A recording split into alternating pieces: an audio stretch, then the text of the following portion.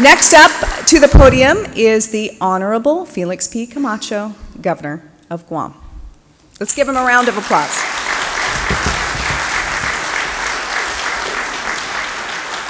Buenos dias, hafa day, and good morning. It is wonderful to see so many of our community here today, and I want to thank each of you for attending. Your participation shows that our community is engaged and determined to transform the Guam military buildup into a catalyst for improving the lives of all Guamanians. The military buildup offers a great opportunity, but as with all opportunities, it will only be as good as what we make of it. And this conference is all about how we make Guam a better place because of it. The Guam Community and Economic Development Forum is a significant step forward. It is a result of the great partnership between the University of Guam, our community, and I want to commend Dr. Robert Underwood for his leadership, and also Dr. Anita Enriquez for her efforts to bring this all together, and the many staff that have been involved. I also want to thank the UOG Endowment Foundation and its newest member, and a good friend of mine, former Governor Joseph Atta. His continued commitment to higher education is a great contribution to our island. And I do want to say, Dr. Underwood, that it was a great, great move to bring him. It's very difficult to say no to the former governor when he asked for help. I also want to commend Congresswoman Berdalio for taking the time with that speech she just gave and to relay really to Congress about how hard the people of Guam are working to develop a thoughtful approach in identifying ways to support our nation as we work to improve our own community. I'd also like to express my thanks and welcome back to Derek Mitchell, the Principal Deputy Assistant Secretary of Defense for Asian and Pacific Security Affairs, for being here and participating in discussions over the next couple of days. The work of this conference will not be easy. What is being asked of Guam to help fulfill our nation's mission to preserve the peace and defend democracy is no small thing. The buildup will affect all of our lives, and while we support what the buildup can provide for our people, we must also be mindful that with all good things there will be cost, not just financial cost, but social and cultural challenges that will shape and change our community forever. Everyone at this conference recognizes that our island faces unique and extraordinary challenges as a community in accommodating the military's mission.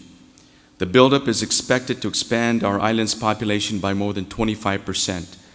I've heard numbers of 40, perhaps 40,000 or so personnel and dependents. And if you throw in those that will come to Guam seeking additional work, we're looking possibly at 60,000 additional people in 4 years or so. That's the equivalent to approximately 22 years of population growth in less than 1/3 of that time if we take it on a normal organic growth. So the population increase alone will test our government's capacity in nearly every area of public concern. The size of this project is so large that the concepts of behind the fence and outside the fence are irrelevant. There is only one fence, and that is the shores of Guam and the Pacific Ocean. My job is to ensure that in the end, integrating this huge endeavor into the fabric of our community will make Guam a better place. This conference will be an important part of how together we make sure that happens. There's been a great deal of work already done. For the past 2 years, my administration has been working with the Department of Defense and a long list of federal agencies to prepare for their future. We've developed and found funding, and we're still seeking that, for a complete makeover of our commercial port that will upgrade Apra Harbor into a world-class facility. Recently, I just returned from DC and had the fortune of meeting along with our director or manager down at the Port Authority of Guam, Glenn Guerrero. We met with Secretary Ray LaHood. He's assured us that the consideration and decision on the Port Authority as far as the $50 million grant application, Tiger grant application we're seeking, will be decided on. Now that was a critical milestone to be achieved. We've also developed all the necessary infrastructural plans required not just to meet the military's needs, but to provide the necessary foundation for our community to accommodate the growth the buildup will bring. I've just returned from the 2009 Defense Community Conference convened by the Office of Economic Adjustment. I met with 15 federal agency principals in order to expand the partnership that we've created with the Department of Defense to now more effectively include other agencies of the federal government that we need assistance from. Through all of this, we have been working hard to develop a vision, one that will be shared by all of our people, a vision that will deliver Guam a better future, and the time has come to engage the entire community in realizing that vision. This conference is an important part of that process. Another important part of this process is ensuring sustainability. We must build for many generations to come and not just for the near future.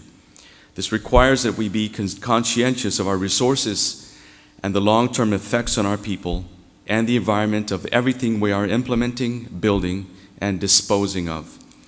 The draft environmental impact statement will be released on the 20th of November, revealing the environmental, economic, and social impacts of the military buildup.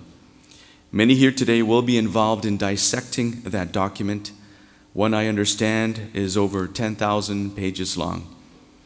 I requested for an additional 120 or complete 120 days for the draft EIS review of the Department of Defense. The Department of Defense did allow an additional 45 days to allow for a full 3 months for us to examine what it says and to develop our comments.